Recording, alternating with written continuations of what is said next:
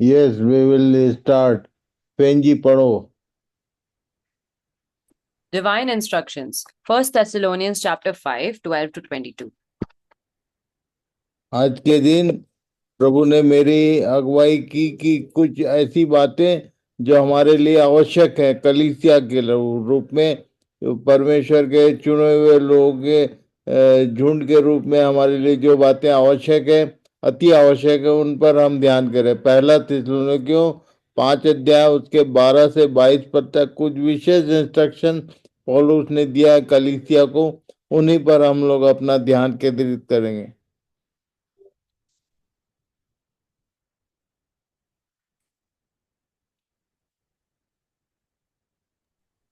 Rachel पढ़ो। पहला थिस्सलुनीकियों 5:12 से 22 तक। और हे भाइयों, हम तुमसे विनती करते हैं कि जो तुम में परिश्रम करते हैं और प्रभु में तुम्हारे अगुवे हैं और तुम्हें शिक्षा देते हैं, उन्हें मानो और उनके काम के कारण प्रेम के साथ उनको बहुत ही आदर के योग्य समझो। आपस में मेल मिलाप से रहो। और हे भाइयों, हम तुम्हें समझाते हैं कि जो ठीक चाल नहीं चलते उनको समझाओ, कायरों को ढाढ़स दो, निर्बलों को संभालो, सबकी ओर सहनशीलता दिखाओ। सावधान, कोई किसी से बुराई के बदले बुराई न करे, पर सदा भलाई करने पर तत्पर रहो। आपस में और सबसे भी भलाई ही की चेष्टा करो। सदा आनंदित रहो, निरंतर प्रार्थना में लगे रहो, हर बात में धन्यवाद करो, क्योंकि तुम्हारे लिए मसीह यीशु में परमेश्वर की यही इच्छा है। आत्मा को न बुझाओ, भविष्यवाणियों को तुच्छ न जानो, सब बातों को परखो, जो अच्छी है उसे पकड़े रहो, सब प्रकार की बुराई से बचे रहो। ये विशेष बातें हैं, विशेष करके इस झुंड के लिए जो लगातार अपना मन प्रभु के वचन में लगाए हुए हैं, सबके लिए, चाहे आप गांव में हैं, चाहे आप शहरों में हैं, चाहे आप बहुत पढ़े लिखे हैं, कम पढ़े लिखे हैं, आपकी स्थिति शारीरिक सांसारिक दशा कैसी है ऐसे मतलब नहीं। आप यदि प्रभु के बुलाए हुए लोगों में शामिल है तो ये सारे इंस्ट्रक्शन आपके लिए, आपकी उम्र से मतलब नहीं, आप छोटे हैं बड़े हैं सबके लिए ये कॉमन एक अनाउंसमेंट उसने किया। Read it. 1 Thessalonians chapter 5, 12 to 22. We ask you, brothers, to respect those who labor among you and are over you in the Lord and admonish you, and to esteem them very highly in love because of their work. Be at peace among yourselves, and we urge you, brothers, admonish the idle, encourage the faint hearted, help the weak, be patient with them all. See that no one repays anyone evil for evil, but always seek to do good to one another and to everyone. Rejoice always, pray without ceasing, give thanks in all circumstances, for this is the will of God in Christ Jesus for you. Do not quench the spirit, do not despise prophecies, but test everything. Hold fast what is good, abstain from every form of evil. तो इन बातों को एक एक करके हम लोग ध्यान करेंगे। विशेष बातें हैं, ये हमारे लिए बहुत ही आवश्यक। प्रभु ने बोला कि बेटा इसको सबको बताओ, क्योंकि इसमें कई जगह हम चूक करते हैं। सबसे पहली बात जो काउंट किया, पढ़िए। पहला थिस्सलुनीकियों 5:12 और 13। हे भाइयों, हम तुमसे विनती करते हैं कि जो तुम में परिश्रम करते हैं और प्रभु में तुम्हारे अगुवे हैं और तुम्हें शिक्षा देते हैं, उन्हें मानो और उनके काम के कारण प्रेम के साथ उनको बहुत ही आदर के योग्य समझो। आपस में मेल मिलाप से रहो।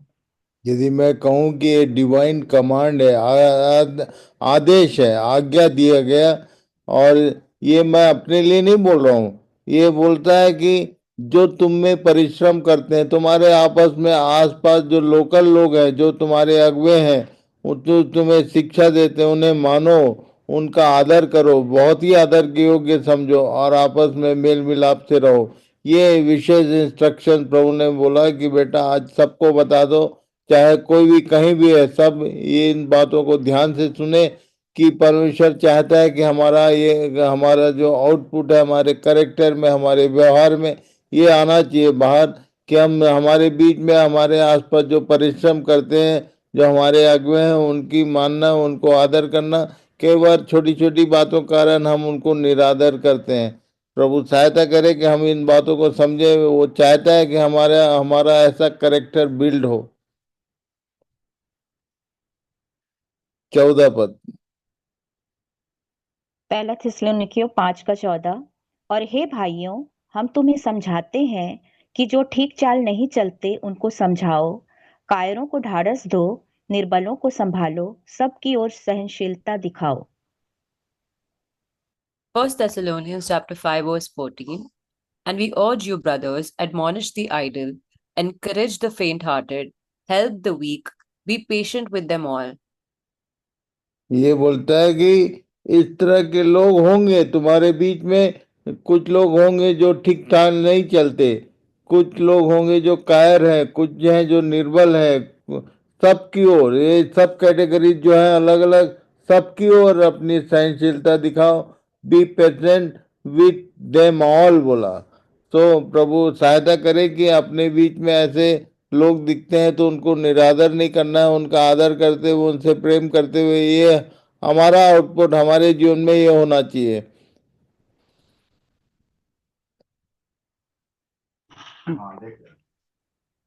15 पद। 5:15। सावधान, कोई किसी से बुराई के बदले बुराई न करे, पर सदा भलाई करने पर तत्पर रहो, आपस में और सबसे भी भलाई ही की चेष्टा करो। ये क्रिश्चियन बिहेवियर हमारे जीवनों से आना चाहिए। इस बात को ध्यान रखिए। सावधान बोला उसने, ये इंग्लिश में भी बोलो। 1 Thessalonians chapter 5 verse 15. See that no one repays anyone evil for evil, but always seek to do good to one another and to everyone.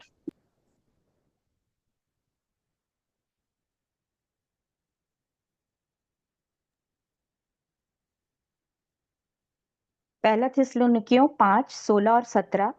सदा आनंदित रहो, निरंतर प्रार्थना में लगे रहो। Verses 16 and 17. Rejoice always, pray without ceasing.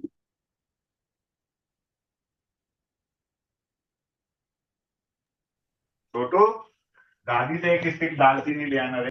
Rachel. Stick दालचीनी के लिए आना। फिलिपियों 4:4 से 6 तक। प्रभु में सदा आनंदित रहो, मैं फिर कहता हूँ आनंदित रहो। तुम्हारी कोमलता सब मनुष्यों पर प्रकट हो, प्रभु निकट है। किसी भी बात की चिंता मत करो, परंतु हर एक बात में तुम्हारी निवेदन, प्रार्थना और विनती के द्वारा धन्यवाद के साथ परमेश्वर के सम्मुख उपस्थित किए जाएं। यहाँ पर फिलिपियों में उसी बात को पौलुस ने कुछ प्लस किया। ये बोलता है कि आनंदित रहो, मैं फिर कहता हूँ आनंदित रहो। तुम्हारी कोमलता, आनंद और कोमलता, ये दोनों एक दूसरे का आउटपुट है। यदि एक व्यक्ति आनंदित है अंदर से, तो उसके आउटपुट में हमेशा सॉफ्ट, कोमल व्यवहार दिखाई देगा। और यदि अंदर से टेंशन में है, किसी प्रकार की चिंता है, तो उसकी कोमलता भंग हो जाती है। विशेष करके घर के भीतर। घर के बाहर हम सब लोगों के साथ बहुत कोमल होते हैं, पर घर के भीतर बहुत हार्ड हमारा आउटपुट होता है। प्रभु सहायता करे कि ये बोलता है कि इस दुनिया में ऐसा कोई मनुष्य नहीं जिसके पास चिंता ना हो, पर यदि किसी कोई चिंता है भी, कोई टेंशन है भी, तो उसको प्रभु के सामने लाओ बोलता है। Read it. Philippians chapter 4, 4 to 6. Rejoice in the Lord always, and again I say rejoice. Let your moderation be known unto all men. The Lord is at hand. Be careful for nothing, but in everything by prayer and supplication, with thanksgiving, let your requests be made known unto God.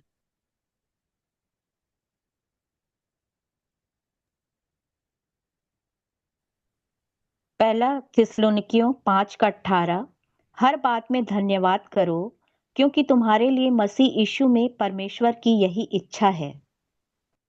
1 Thessalonians 5 verse 18. Give thanks in all circumstances, for this is the will of God in Christ Jesus for you. हर बात में धन्यवाद करो, चाहे स्थितियां positive हो, चाहे चाहे विपरीत हो, चाहे अपनी ओर हो। हर बात में धन्यवाद करना चाहिए एक परमेश्वर के जन को। एक व्यक्ति के जीवन में धन्यवाद सहित जीवन जो है वो प्रकट करता है कि हाँ, ये परमेश्वर के लोग हैं, परमेश्वर के जानने वाले। और ये लिखा है कि तुम्हारे लिए मसीह यीशु में परमेश्वर की यही इच्छा है कि हर बात में धन्यवाद करो। चाहे स्थितियां कितनी भी बिगड़ी हो क्यों ना, हम हर बात के लिए क्योंकि पौलुस ने बोला सब बातें मिलकर धन्य भलाई को उत्पन्न करती है। ये सब हम जानते हैं, फिर भी कई बार हम चिड़चिड़ाते हैं, झल्लाते हैं। प्रभु सहायता करे कि हम सीखें इस बात को, हर बात में धन्यवाद करो। ये मसीह यीशु में परमेश्वर की यही इच्छा है। Yes, English. 1 Thessalonians chapter 5 verse 18, give thanks in all circumstances, for this is the will of God in Christ Jesus for you.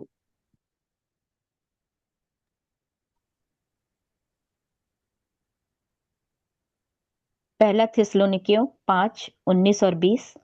आत्मा को ना बुझाओ, भविष्यद्वाणियों को तुच्छ ना जानो। 1 Thessalonians 5:19 and 20, do not quench the spirit, do not despise prophecies.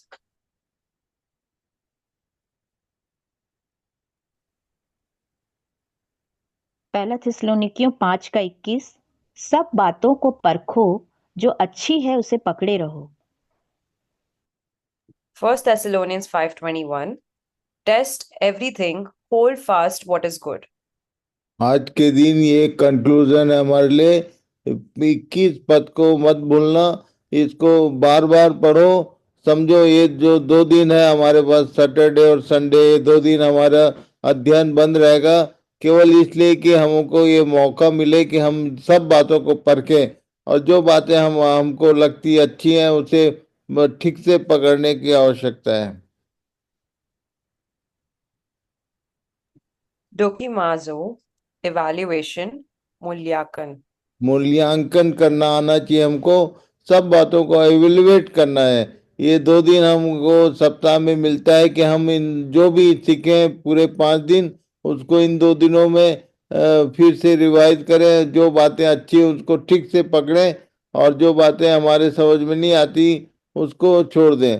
तो प्रभु सहायता करें, एवेल्युएट करने वाले बन सके हम लोग सब।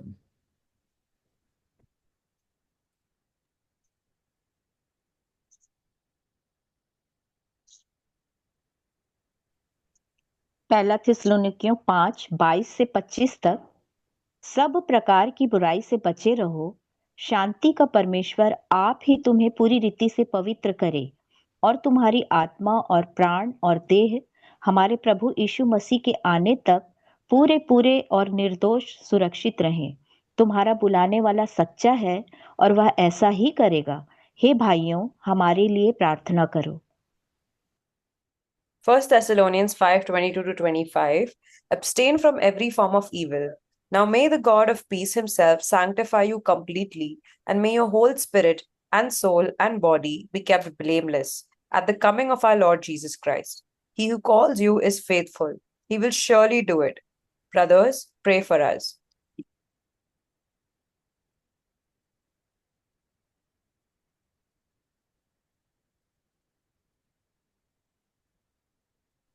रोमियो 2:6 से 11 तक, वह हर एक को उसके कामों के अनुसार बदला देगा। जो सुकर्म में स्थिर रहकर महिमा और आदर और अमरता की खोज में है, उन्हें वह अनंत जीवन देगा।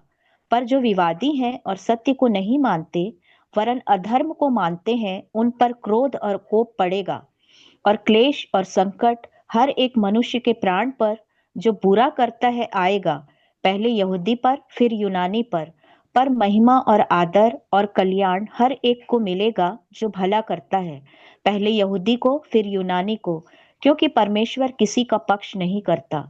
तो इस बात को ध्यान रखें, महिमा आदर और अमरता तो हमारे भारत देश के धर्म का मूल मंत्र है, उन लोग भी खोज रहे हैं। पर जो सुकर्म में स्थिर रहकर इस खोज में है उनको अनंत जीवन मिलेगा, ऐसा लिखा है। सो अपने इस खोज की यात्रा में, इस अध्ययन में सुकर्म को भी ध्यान रखें। हमारे जीवनों में सुकर्म स्थिरता से बने रहना चाहिए। Yes. Romans chapter 2, 6 to 11. He will render to each one according to his works, to those who by patience in well doing seek for glory and honor and immortality. He will give eternal life. But for those who are self seeking and do not obey the truth, but obey unrighteousness, There will be wrath and fury. There will be tribulation and distress for every human being who does evil, the Jew first and also the Greek, but glory and honor and peace for everyone who does good, the Jew first and also the Greek, for God shows no partiality.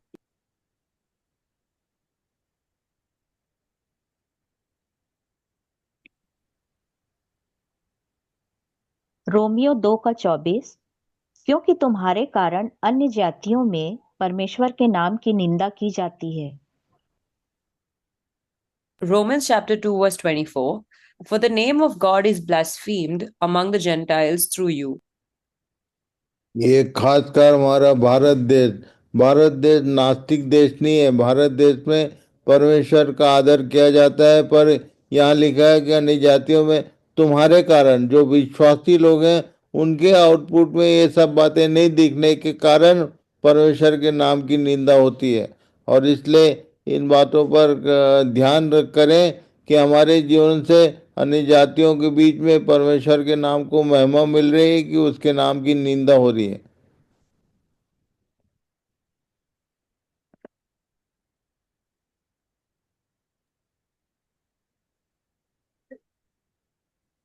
पहला कुरिन्थियों 6:1 और 2 क्या तुम में से किसी को यह हियाव है कि जब दूसरे के साथ झगड़ा हो तो फैसले के लिए अधर्मियों के पास जाएं और पवित्र लोगों के पास न जाएं?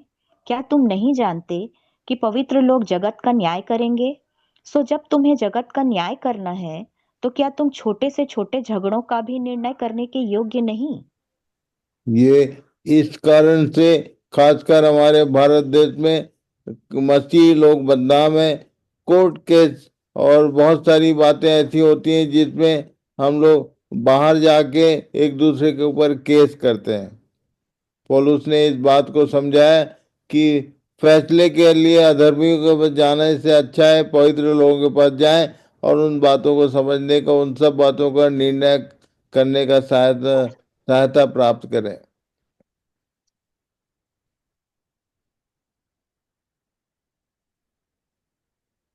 लूका 14:26।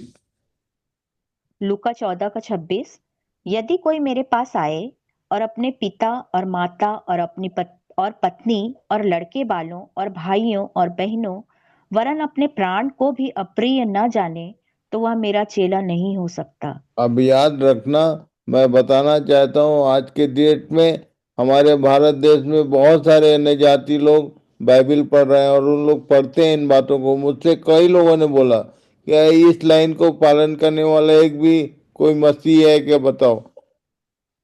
सो प्रभु सहायता करे कि हम समझें इस बात को। उसके डिसाइबलशिप में, उसके शिष्यता में ये सब बातें लागू होती हैं। पढ़िए English.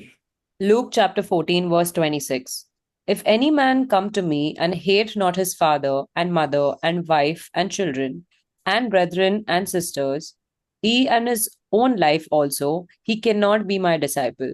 And whosoever doth not bear his cross and come after me cannot be my disciple.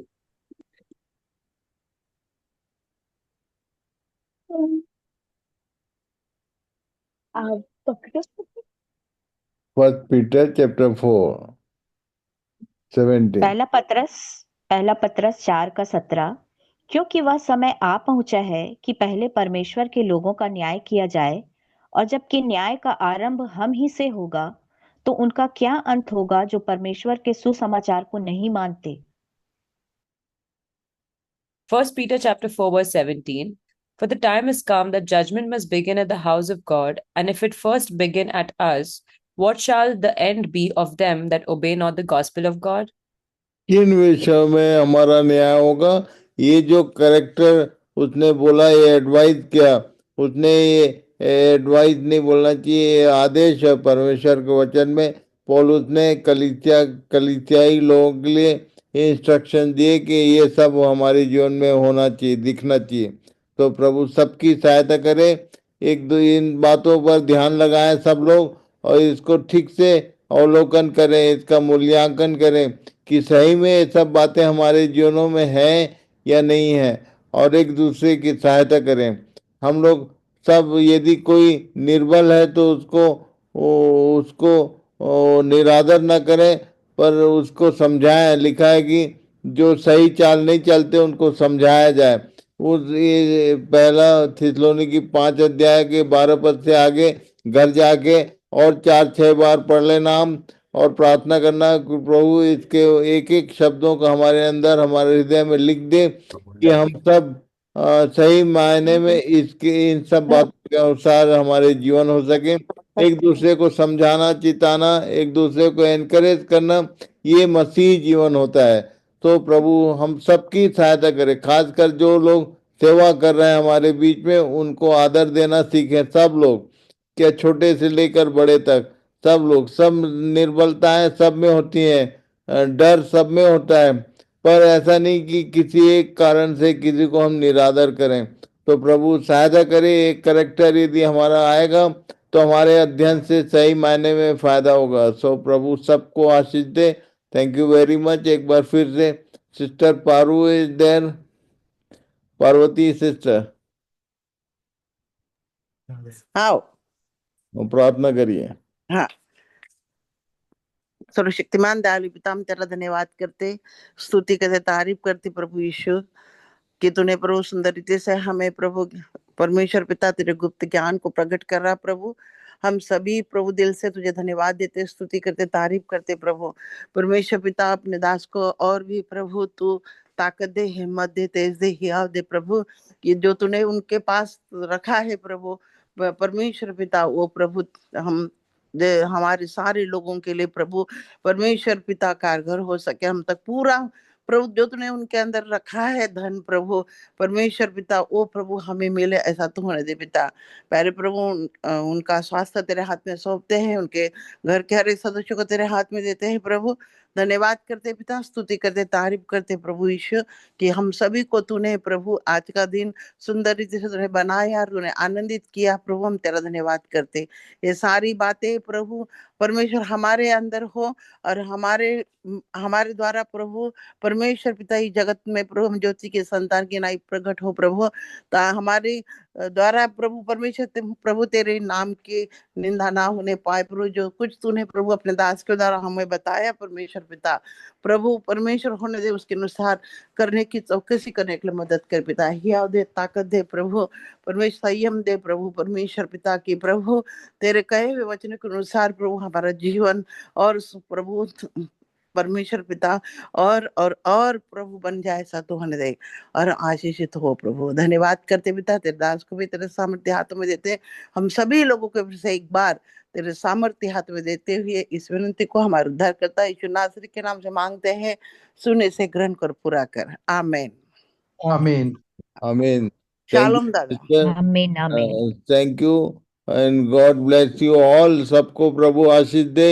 खासकर ये सब बातें जो हैं वो यूं ही नहीं है, हमारे जीवनों में ये व्यवहार में लागू होना चाहिए। इसलिए मनन करें, ध्यान करें, प्रार्थना करें, एक दूसरे को संभालें, एक दूसरे को एनकरेज करें, एक दूसरे को उत्साहित करें।